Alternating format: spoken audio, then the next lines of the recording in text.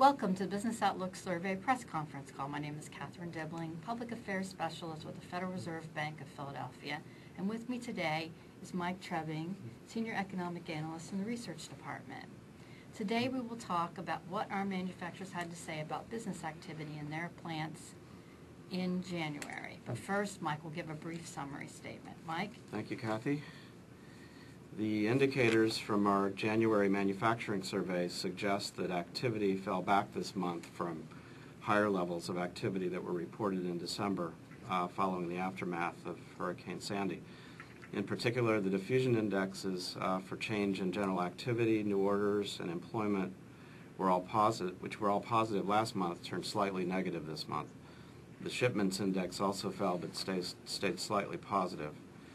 And our price indicators suggest that cost pressures were more moderate compared to last month. Both the prices paid and prices received indexes showed declines in their readings from December. Most future indicators reflecting the firm's outlook over the next 6 months edged slightly higher, indicating that firms expect overall growth for their business in the first half of 2013. And in our special questions this month, we ask, as we have in previous years, about firms' expectations for hiring over the next year.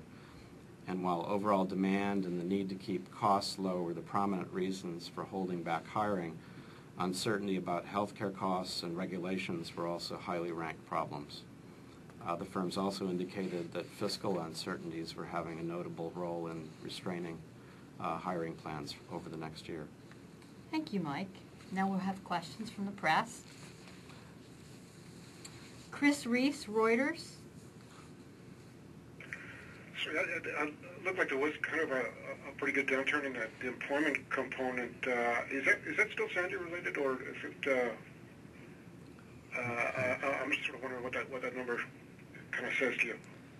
I think it's a small panel with about 80 firms reporting on average in the last year. And although we have some manufacturers comprised in the New Jersey area, they tend to be a smaller share. And for the most part, the comments we're getting about the effects of the hurricane, we're suggesting more that firms are picking up business because of rebuilding and that kind of thing. So with regard to we're not still seeing the negative impacts that we might have that first month. There were really no comments that told us anything more about the employment number falling, except that it did pick up a little bit last month, but this number is still suggesting that a good fraction of the firms are cutting back. And it was consistent, both the current employment number fell below zero, as well as the average work week, which was a little bit weaker this month, too. Okay, questions. Kathleen Madigan, Dow Jones. This reversal is a bit stunning, considering people were expecting it to improve a little bit. And I just wonder, coming out after the New York report, do you get an overall sense that something happened between December and January, looking at the comments? No, and you're right. The numbers have gyrated around zero the last couple months, and although we were thinking that some of the recovery in December was post-Sandy recovery, the numbers this month are suggesting slight declines or on the shipment side, just stable levels of shipments. But the comments, I think, were reflective also of the improvement in the 6-month forecast. Firms appeared to be a little bit more optimistic about growth over the next 6 months, and that was actually picked up in the indicator as well.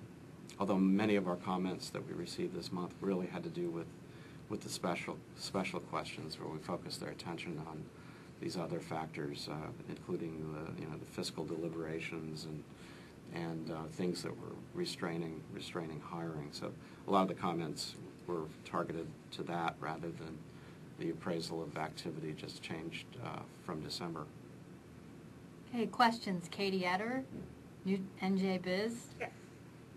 Yeah, hi, Mike. I was just wondering how we should interpret the special question outcome, because I'm just looking at hiring for the 6 months. The index seems to have fallen consistently, and with all these factors, it looks like a lot of people are not interested in changing their hiring plans or interested in decreasing their hiring plans. So I was just wondering, just going forward, what you're expecting in terms of hiring for manufacturing firms. Yeah, on the 6-month question, we have about a fifth of the firms that are expecting to hire over the next 6 months.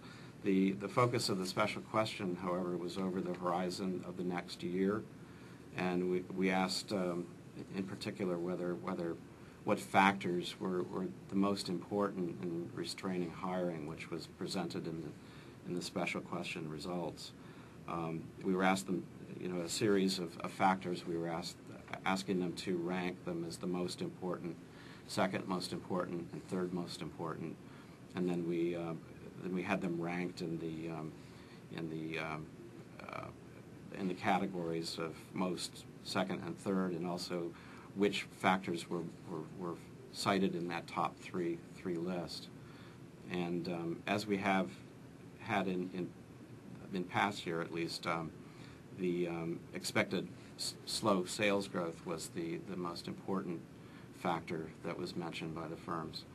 However, both that and the need to keep operating costs low was the top most cited factors going forward. And as I mentioned in the summary, the uncertainty about healthcare and regulations were prominently cited as well. And we did have a supplemental question where we asked them about whether the fiscal policy developments had an effect on hiring plans over that horizon of a year looking forward. And we did have 37% of the firms indicate that the fiscal developments had some effect of decreasing their hiring plans.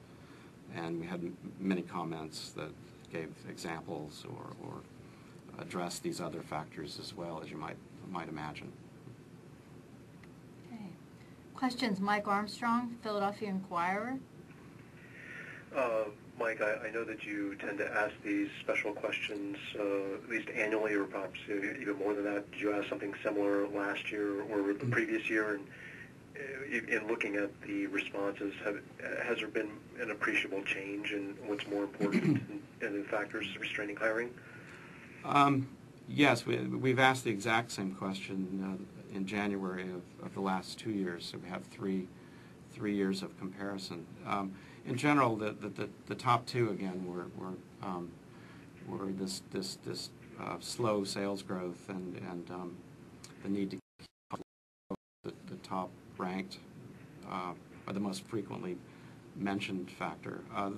The uncertainty about healthcare costs did move up a little bit in the ranking when we calculate the most frequently cited top three problems.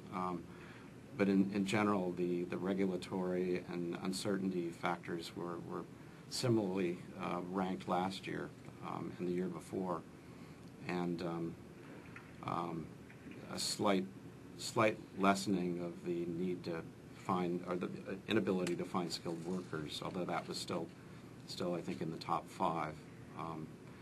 And you can see in the table the other factors that they could have chose that got smaller citations. Okay, questions. Steve Goldstein, Market Watch.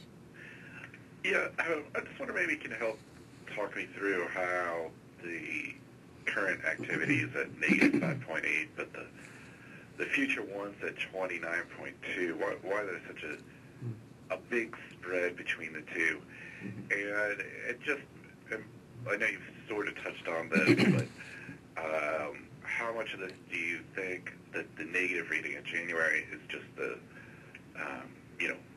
especially coming after the tentative agreement on taxes, how much is it, kind of Washington related, and how much of it is, just conditions in the Philadelphia, New Jersey area?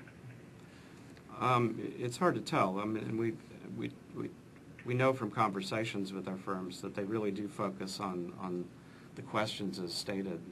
We ask them to compare the levels of their activity compared to December. We do our own seasonal adjustments, of course, to the indexes, but we know, from their responses that they are giving us pretty accurate readings on their order books and their employment levels and their work week data as it exists through about that second week of the month. In this case, we were still collecting as of Tuesday of this week. The 6-month forecast, of course, is just the change over the next 6 months. So it's not too surprising that firms that aren't expecting more declines, we're going to say that, yeah, well, things are going to be better than they have been the last few months.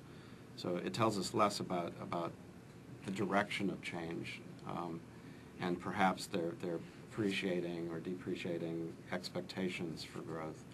But it says more about the fact that people aren't expecting wholesale declines over the next 6 months than it does about the pace of growth.